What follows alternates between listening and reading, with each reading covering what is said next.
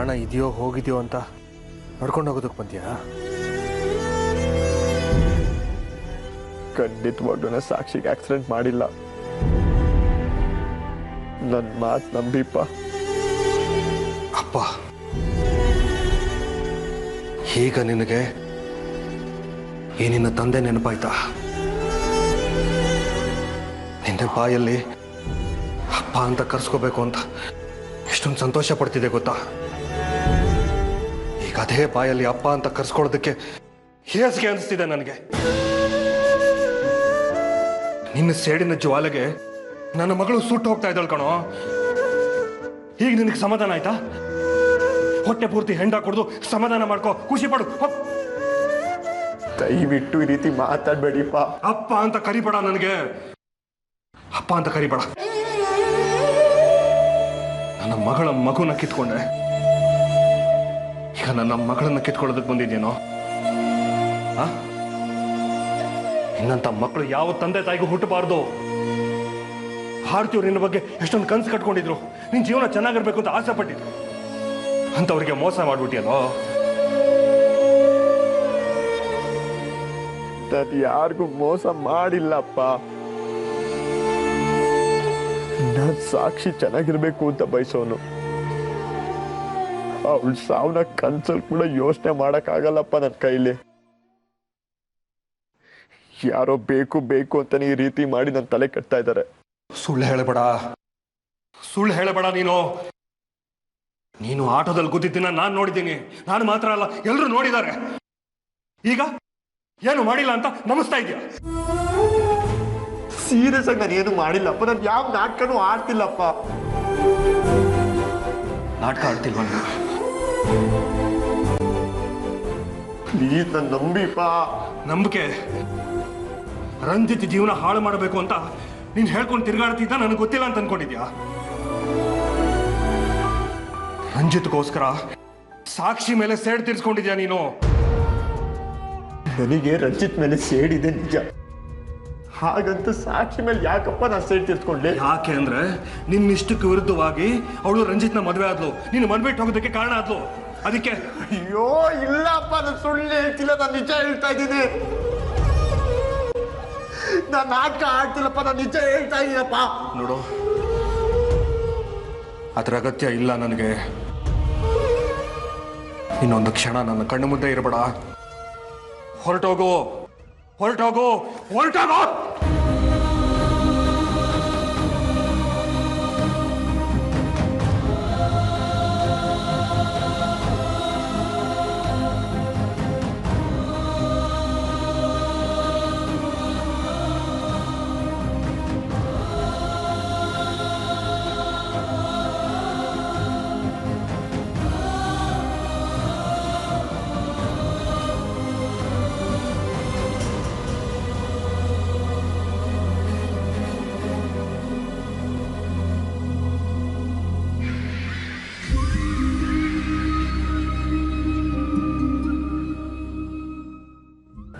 Please ಅಮ್ಮ, ನಾನು ನಿಜ ಹೇಳ್ತಾ ಇದ್ದೀನಮ್ಮ. ಸಾಕ್ಷಿಗೆ ನಾನು ಆಕ್ಸಿಡೆಂಟ್ ಮಾಡಿಲ್ಲ.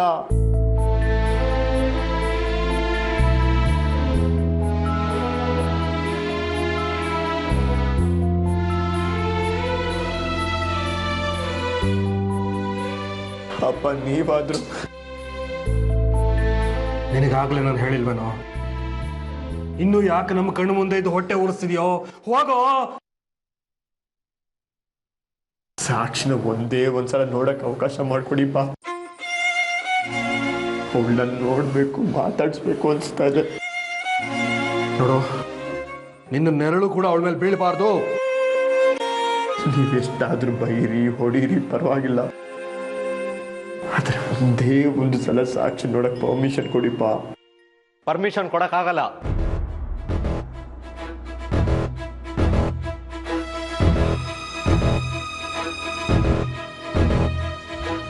ರೆಸ್ಟ್ ಮಾಡೋಣ ಅಂತ ಮನೆ ಹತ್ರ ಹೋದ್ರೆ ತಪ್ಪಿಸ್ಕೊಂಡು ಇಲ್ಲಿ ಬಂದಿದ್ಯಾ? ಯಾಕೋ ಅಕ್ಕ ಸತ್ತಿಲ್ಲ ಅಂದ್ರೆ ಸಾಯ್ಸಕ್ ಬಂದಿದ್ಯಾ?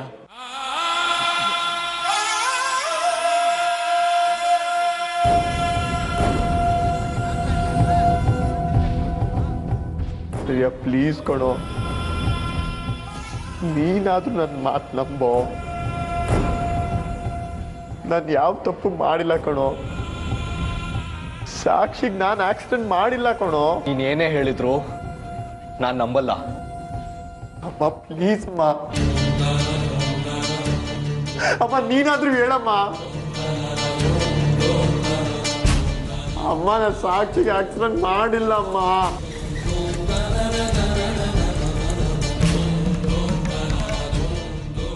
ಅಮ್ಮ ನಾನು ಸಾಕ್ಷಿಗೆ ಆಟೋಯಿಂದ ಗೊತ್ತಿಲ್ಲ ಅಮ್ಮ. ಆರ್ಯನ್ಗೆ ಹೇಳಮ್ಮ ನಾನೇನು ತಪ್ಪು ಮಾಡಿಲ್ಲ ಅಂತ. ಅಮ್ಮ ಅಮ್ಮ ಪ್ಲೀಸ್ ಅಮ್ಮ, ಅಮ್ಮ ಹೇಳಮ್ಮ. ಅಮ್ಮ ನಾನು ನಿಜ ಹೇಳ್ತಾ ಇದ್ದೀನಮ್ಮ, ನಾನು ಯಾವ ತಪ್ಪು ಮಾಡಿಲ್ಲ ಅಮ್ಮ. ಅಮ್ಮ ನೀನಾದ್ರೂ ಆರ್ಯನ್ಗೆ ಹೇಳಮ್ಮ.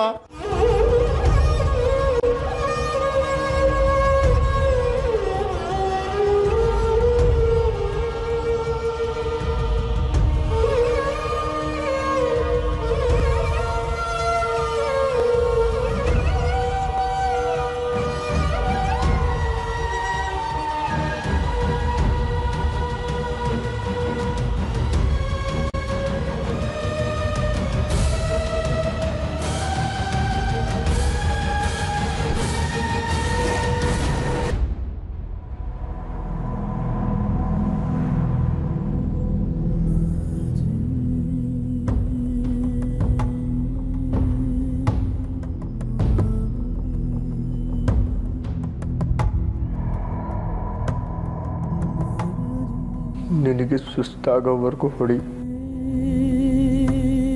ಕೋಪ ಕಮ್ಮಿ ಆಗೋವರೆಗೂ ಚೆಚ್ಚು.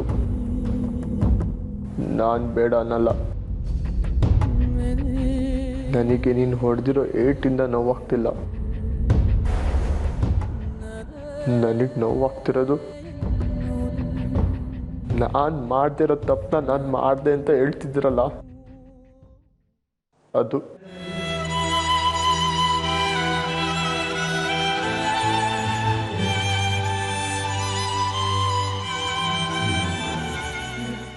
ದೇಹಕ್ಕಾಗಿರೋ ನೋವನ್ನ ತಡ್ಕೊಬೋದು ಕಣೋ,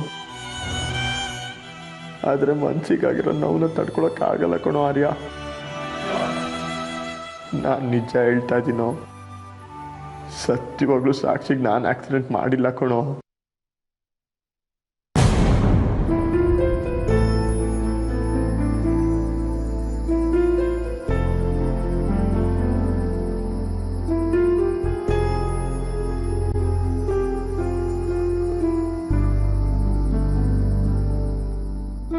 ದಯವಿಟ್ಟು ನಾನು ಹೇಳೋದನ್ನ ಸಮಾಧಾನದಿಂದ ಕೇಳೋ. ಸಾಕ್ಷಿ ನಿನಗೆ ಹೇಗೆ ಅಕ್ಕನೋ ನನಗೂ ತಂಗಿ ಕಣೋ. ನಿನಗೆ ಹೇಗೆ ಅವಳ ಮೇಲೆ ಪ್ರೀತಿ ಇದೆಯೋ ಅಷ್ಟೇ ಪ್ರೀತಿ ನನಗೂ ಇದೆ ಕಣೋ. ಅದು ನಿನಗೂ ಗೊತ್ತು ತಾನೆ. ನಾನು ಸಾಕ್ಷಿಗೆ ಆಕ್ಸಿಡೆಂಟ್ ಮಾಡಿದೆ ಅಂದ್ರೆ ನಂಬ್ತೀಯನೋ? ಮಾಡ್ತಿರೋ ತಪ್ಪನ್ನ ಮಾಡಿದೆ ಅಂತ ಹೇಗೋ ಒಪ್ಕೊಂಡ್ಲಿ ನಾನು. ನನಗೆ ಸ್ವಲ್ಪ ಟೈಮ್ ಕೊಡು ಆರ್ಯ. ಸಾಕ್ಷಿನ ಈ ಪರಿಸ್ಥಿತಿಗೆ ಯಾರು ತಂದ್ರೋ, ಆ ಆಪಾದನೆ ನನ್ನ ಮೇಲೆ ಯಾರು ಹಾಕಿದ್ರೋ ಅವ್ರನ್ನ ಹುಡುಕಿ ನಿನ್ನ ಮುಂದೆ ನಿಲ್ಲಿಸ್ತೀನಿ. ನಾನು ಇಷ್ಟೆಲ್ಲ ಬೇಡ್ಕೊಂಡ್ರು ಇನ್ನ ಕಲ್ಲಿನ ಥರ ನಿಂತಿದ್ಯಲ್ಲೋ. ನನ್ನ ಮಾತಿನ ಮೇಲೆ ನಿಂಗೆ ನಂಬಿಕೆ ಬಂದಿಲ್ಲ ಅಲ್ವಾ? ಸರಿಯಾಗಿದ್ರೆ ಎನ್ಕೌಂಟರ್ ಹೆಸರಿನಲ್ಲಿ ನನ್ನ ಶೂಟ್ ಮಾಡಿ ಬಿಸಾಕ್ಬಿಡು. ಶೂಟ್ ಮಾಡೋ, ಸಾಯ್ಸೋ ನನ್ನ, ಸಾಯ್ಸೋ. ನನ್ಗನ್ ತಗೊಂಡು ನನಗೆ ಶೂಟ್ ಮಾಡಿ ಎಸ್ಕೇಪ್ ಆಗೋ ಟ್ರೈ ಮಾಡ್ತಿದ್ಯಾ? ನನ್ನ ಮಾತ ನೀವು ಯಾರು ನಂಬಿಲ್ಲ, ನಾನು ಬದುಕಿದ್ದು ಏನೋ ಪ್ರಯೋಜನ? ಸಾಯ್ಸೋ.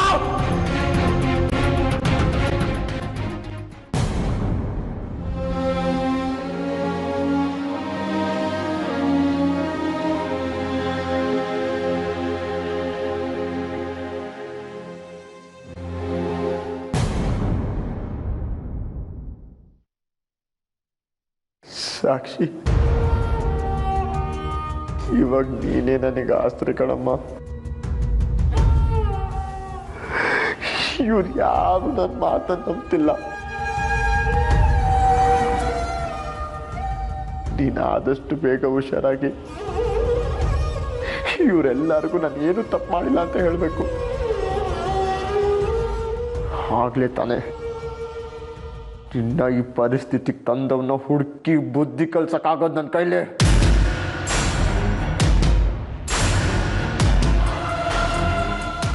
ದೇವ್ರೆ, ನನ್ನ ತಂಗಿಗೆ ಯಾವ ಅಪಾಯನೂ ಆಗದಿರೋ ಥರ ನೋಡ್ಕೊಳಪ್ಪ. ಅವಳನ್ನ ಆದಷ್ಟು ಬೇಗ ಗುಣ ಮಾಡಪ್ಪ, ಗುಣ ಮಾಡಪ್ಪ.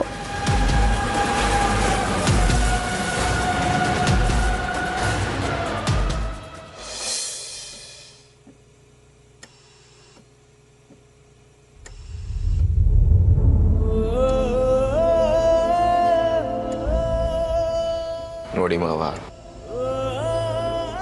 ಈ ಲೋಕದ ಪರಿವೇ ಇಲ್ಲದೆ ಹೇಗೆ ಮಲಗಿದಾಳೆ ನೋಡಿ ಅವಳು.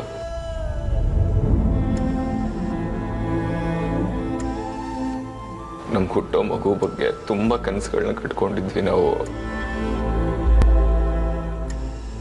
ಆದ್ರೆ ಆದಿತ್ಯ ತನ್ನ ತಂಗಿ ಮಗು ಕಣ್ಣು ಬಿಟ್ಟು ಈ ಜಗತ್ತನ್ನ ನೋಡೋದಕ್ಕೂ ಮುಂಚೆನೆ ಕಣ್ಮುಚ್ಚೋ ಹಾಗೆ ಮಾಡ್ಬಿಟ್ಟಲ್ಲ ಮಾವ.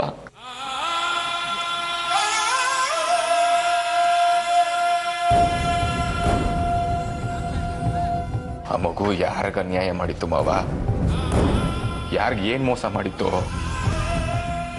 ಅದು ನನ್ನ ಸಾಕ್ಷಿ ಮಗು ಆಗಿ ಜನ್ಮ ತಾಳ್ಬೇಕು ಅಂತ ಅಂದ್ಕೊಂಡಿದ್ದೆ ತಪ್ಪಾ?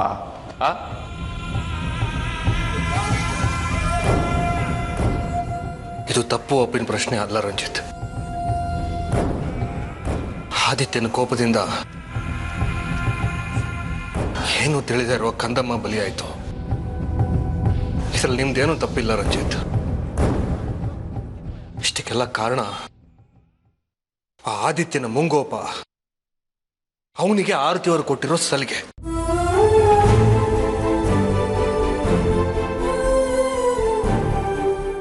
ಅವ್ನು ಏನೇ ಮಾಡಿದ್ರು ಸರಿ ಅನ್ನೋ ಇವರ ಧೋರಣೆ.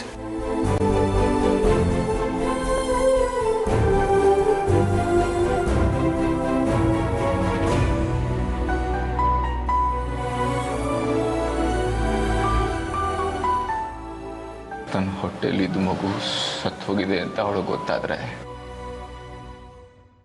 ಆ ಶಾಕ್ಗೆ ಅವಳಿಗೆ ಏನಾಗ್ಬಿಡುತ್ತೋ ಅಂತ ಭಯ ಆಗ್ತಿದೆ ಮಾವ.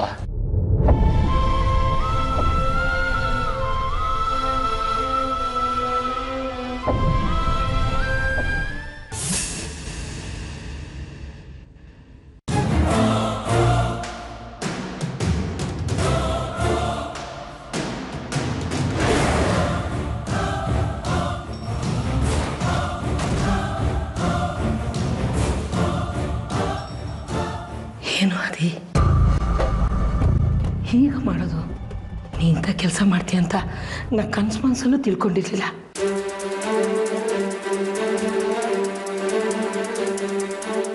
ಅಲ್ಲ ಆದಿ, ತಂಗಿ ಅನ್ನೋ ಸೆಂಟಿಮೆಂಟನ್ನು ಮರೆತು ಇಂಥ ಕೆಲಸ ಮಾಡಿದೀಯಲ್ಲ.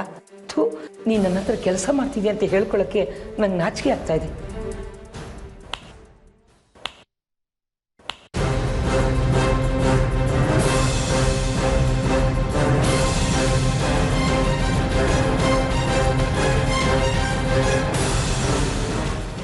ಏನ್ರಿ ಸ್ವಲ್ಪನೂ ಮ್ಯಾನರ್ಸ್ ಇಲ್ವಾ ನಿಮಗೆ?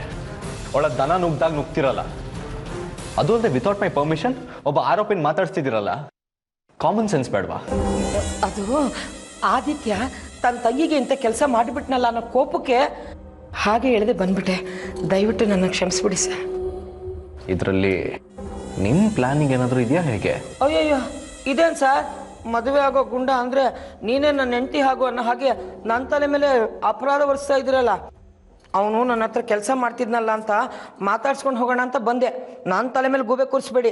ನೀವೇನು ದೊಡ್ಡ ಸಾಚ ಅಲ್ಲ, ಈ ಹಿಂದೆ ಕ್ರಿಮಿನಲ್ ರೆಕಾರ್ಡ್ಸ್ ಇರೋರು. ಅದು ಆ ಕಾಲದಲ್ಲಿ. ಈಗ ನಾನು ಚೇಂಜ್ ಆಗಿದ್ದೀನಿ. ಬಡ್ಡಿ ವ್ಯವಹಾರ ಮಾಡಿಕೊಂಡು ನೆಮ್ಮದಿಯಾಗಿ ದಿನ ಸಾಯಂಕಾಲ ಮನೇಲಿ ಜಯರಾಮ್ ಶ್ರೀರಾಮ್ ಜಯರಾಮ್ ಶ್ರೀರಾಮ್ ಅಂತ ಭಜನೆ ಮಾಡ್ಕೊಂಡಿದ್ದೀನಿ. ಈ ಪುರಾಣ ಬೇಕಾಗಿಲ್ಲ. ಎಷ್ಟು ತಿಂಗಳಿನ ನಿಮ್ಮ ಹತ್ರ ಕೆಲಸಕ್ಕಿದ್ದ ನೀವು? 1-2-3 ತಿಂಗಳಾಗಿರ್ಬೋದು ಅಷ್ಟೇ. ಇದುವರೆಗೂ ಈ ಥರ ಕಂಪ್ಲೇಂಟು ಒಂದು ತಂದಿರಲಿಲ್ಲ ಅವನು. ಇದೇ ಫಸ್ಟು ಇಂಥ ಕಂಪ್ಲೇಂಟ್ ತಂದಿರೋದು. ಮುಚ್ಚ್ರಿ ಬಾಯಿ. ಅವತ್ತು ಚೆಕ್ ಪೋಸ್ಟಲ್ಲಿ ಆಟೋ ಚೆಕ್ ಮಾಡ್ಬೇಕು ನಿಲ್ಸು ಅಂದ್ರೆ ನಿಲ್ಸ್ದೆ ಹಾಗೆ ಬಂದ. ಆ ವಿಷಯದಲ್ಲಿ ಅವ್ನು ತಪ್ಪು ಮಾಡಿದಾನಂತ ನಿಮಗೂ ಗೊತ್ತು. ಆದರೆ ನೀವು ಅವ್ರನ್ನ ಬಚಾವ್ ಮಾಡಿಸಿದ್ರಿ. ಯಾಕೆ? ಅದು ಮರ್ತೋಯ್ತಾ? ನೆನಪಿದೆ ಸರ್. ಅದು ಆದಿತ್ಯ ಅವಾಗ ತಾನೇ ಹೊಸ್ದಾಗಿ ಕೆಲ್ಸಕ್ಕೆ ಸೇರ್ಕೊಂಡಿದ್ನಲ್ಲ. ಏನೋ MLA ಸುರೇಶ್ ಸಾಹೇಬ್ರ ಮಗ ಅಂತ ತಿಳಿದು ಸಪೋರ್ಟ್ ಮಾಡಿ ಇವನ್ನ ಬಚಾವ್ ಮಾಡಿದ್ದೆ. ಆದರೆ ಇವನು ತನ್ನ ತಂಗಿ ಜೀವಕ್ಕೆ ಆಪತ್ತರೋ ಕೆಲಸ ಮಾಡ್ತಾನೆ ಅಂತ ನನಗೆ ಗೊತ್ತಿರಲಿಲ್ಲ. ಇವನು ಹೀಗೆ ಮಾಡ್ತಾನೆ ಅಂತ ಮೊದಲೇ ನನಗೆ ಗೊತ್ತಿದ್ದಿದ್ರೆ ಇವನ್ನ ನಾನು ನಿಮ್ಮ ಮೊದಲೇ ಹಿಡ್ಕೊಂಡ್ಬಿಡ್ತಿದ್ದೆ. ಏನೋ ಮನೇಲಿ ಸಣ್ಣ ಪುಟ್ಟ ಜಗಳ ಅಂತ ನಾನು ತಿಳ್ಕೊಂಡಿದ್ರೆ ಪಾಪ ಈ ಬದ್ಮಾಶು ತನ್ನ ತಂಗಿ ಜೀವ ಹೋಗೋ ಹಾಗೆ ಆಟೋನ ಗುದ್ದಿದ್ದಾನೆ. ಇವನು ಈ ರೀತಿ ಮಾಡ್ತಾನೆ ಅಂತ ನಾನು ಅಂದ್ಕೊಂಡೇ ಇರಲಿಲ್ಲ. ಅಕ್ಕ ಪ್ಲೀಸ್ ಆಗಲ್ಲ ಮಾತಾಡ್ಬಿಡಿ ಅಕ್ಕ. ನನ್ನ ತಂಗಿಗೆ ಆಟೋಲ್ ಗುದ್ದಿಲ್ಲ ಅಕ್ಕ. ಯಾರೋ ಈ ತರ ಕೆಲಸ ಮಾಡಿ ನನ್ನ ಮೇಲೆ ಹಾಕಿದ್ದಾರೆ. ಅವತ್ತು ನೀವು ಅಮೌಂಟ್ ತಗೊಂಬ ಅಂತ ಕಳ್ಸಿದ್ರಲ್ಲ, ನಾನು ಗಾಡಿ ಪಾರ್ಕ್ ಮಾಡಿ ಅಮೌಂಟ್ ತರಕ್ ಹೋಗಿದ್ದೆ. ಆ ಗ್ಯಾಪಲ್ಲಿ ಯಾರೋ ನಾನು ಆಟೋ ತಗೊಂಡು ಹೋಗಿ ಸಾಕ್ಷಿಗೆ ಆಕ್ಸಿಡೆಂಟ್ ಮಾಡಿ ಬಂದಿದ್ದಾರೆ. ಇವಾಗ ನನ್ನ ತಲೆಗೆ ಹಾಕಿದಾರಕ್ಕ. ಅದ್ ಹೇಗೋ ಸಾಧ್ಯ ಅಕ್ಕ? ಅದ್ ಯಾರು ತಗೊಂಡೋದು ಅಂತ ನನಗೂ ಗೊತ್ತಿಲ್ಲ. ನಾನು ಯಾವ ತಪ್ಪು ಮಾಡಿಲ್ಲ ಅಕ್ಕ. ಪ್ಲೀಸ್ ನನಗೆ ಬೇಲ್ ಕೊಡ್ಸಿ. ನಾ ಹೊರಗೆ ಬಂದು ಅದ್ ಯಾರು ಮಾಡಿದ್ದು ಅಂತ ಕಣ್ಣಿಡ್ದು ಅವನ ಹುಟ್ಲಿಲ್ಲ ಅನ್ಸ್ಬಿಡ್ತೀನಿ. ಮಾಡೋದೆಲ್ಲ ಮಾಡಿ ನೀನೇನೋ ಕಂಡಿಡಿಯೋದು? ನಿನ್ನ ಕೈಲೇ ಕೀ ಇಟ್ಕೊಂಡು ಬೇರೆಯವ್ರು ಹೇಗೋ ನಿನ್ ಕೀ ತಗೊಂಡೋಗೋಕ್ ಸಾಧ್ಯ? ಅಕ್ಕ ಅದೇ ನನಗೂ ಗೊತ್ತಾಗ್ತಿಲ್ಲ ಅಕ್ಕ. ತಂಗಿಗೆ ಆಕ್ಸಿಡೆಂಟ್ ಮಾಡೋಷ್ಟು ದುಷ್ಟ ನಾನಲ್ಲ. ಪ್ಲೀಸ್ ಆದಷ್ಟು ಬೇಗ ಬೇಲ್ ಕೊಡ್ಸಿ. ಬೇಲ ನಾನು ನಿನಗೆ ಕೊಡ್ಸೋದು ಚಾನ್ಸೇ ಇಲ್ಲ. ನೋಡು, ಹೇಳಿ ಕೇಳಿ ನಾನು ಬಿಸ್ನೆಸ್ ಮಾಡೋಳು. ನಿನ್ನಂತವ್ನು ಬೇಲ್ ಕೊಡಿಸಿ ನೀವು ಹೊರಗಡೆ ಬಂದು ತಿರ್ಗಾ ನೀ ಇಂಥ ಕೆಲಸ ಮಾಡಿದಾಗ ನನ್ನ ತಲೆ ಮೇಲೆ ಹೊತ್ಕೊಳ್ಳ? ಬೇಡಪ್ಪ ಬೇಡ, ನಿನ್ನ ಸವಾಸನೇ ಬೇಡ, ನಿನ್ನ ಮುಖನೂ ನನಗೆ ತೋರಿಸ್ಬೇಡ. ನೋಡಿ ಸಾಹೇಬ್ರೆ, ಆದಿತ್ಯನೂ ನನಗೂ ಯಾವ ಸಂಬಂಧನೇ ಇಲ್ಲ. ನೀವು ಹೊರಡಕ್ಕೆ ಪರ್ಮಿಷನ್ ಕೊಟ್ಟರೆ ನಾನು ಹೊರಡ್ತೀನಿ. ಸಂಬಂಧ ಇಲ್ಲ ಅಂತ ಒಳ್ಳೊಳಗೆ ಸಂಬಂಧ ಬೆಳೆಸ್ಕೊಳಕ್ ನೋಡಿದ್ರೆ ನಡೆಯೋದೇ ಬೇರೆ. ಎಚ್ಚರಿಕೆ ಕೊಟ್ಟಿದ್ದೀನಿ. ಎಚ್ಚರ ತಪ್ಪಿದ್ರೆ ಚಟ್ಟ ಹತ್ತಿಸ್ತೀನಿ.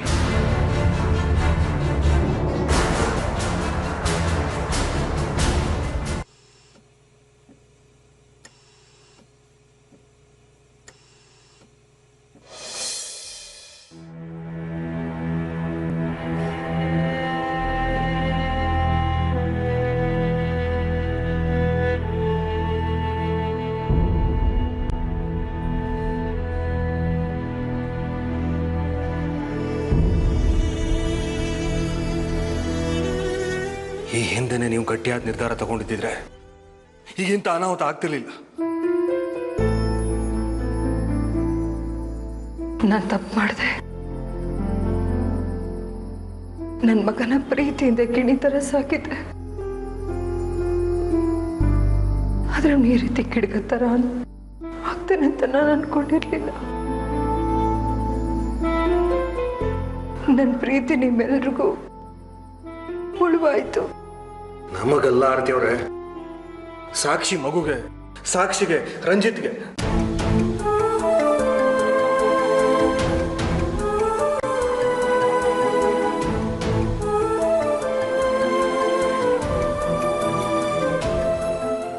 ಬಿಡಲ್ಲ ಮಾವ. ಇವತ್ತು ಎರಡರಲ್ಲಿ ಒಂದು ತೀರ್ಮಾನ ಮಾಡ್ಕೊಂಡೇ ಬರೋದು ನಾನು. ಅವನಿರ್ಬೇಕು, ಇಲ್ಲ ನಾನಿರ್ಬೇಕು.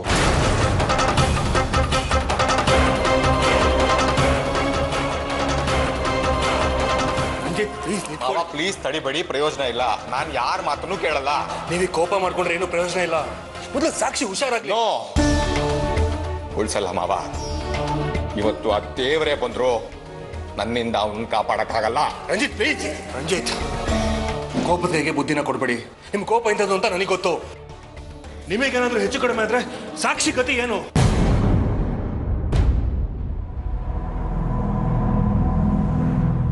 ನೀವಿದ್ದೀರಲ್ಲ ಮಾವ.